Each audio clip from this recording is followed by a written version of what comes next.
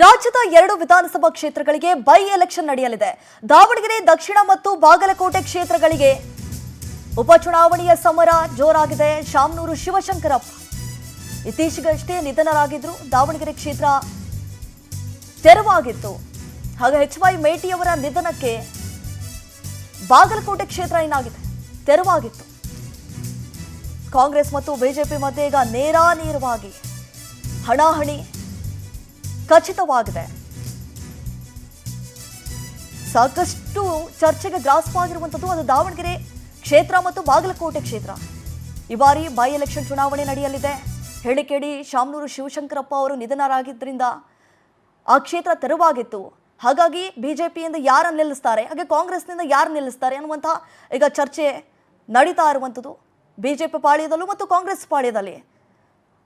ರಾಜ್ಯದ ಬಾಗಲಕೋಟೆ, ದಾವಣಗೆರೆ ದಕ್ಷಿಣ ಕ್ಷೇತ್ರಗಳ ವಿಧಾನಸಭಾ ಚುನಾವಣೆಗೆ ಇವತ್ತು ದಿನಾಂಕ ಕೂಡ ನಿಗದಿಯಾಗಿರುವಂಥದ್ದು.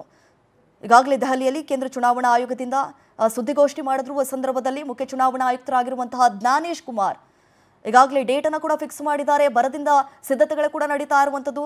ಈ ಬಾರಿ ಯಾವ ರೀತಿ ಇರುತ್ತೆ ಟಫ್ ಫೈಟ್ ಅನ್ನೋದನ್ನು ನಾವು ಕಾದು ನೋಡಬೇಕಾಗಿದೆ.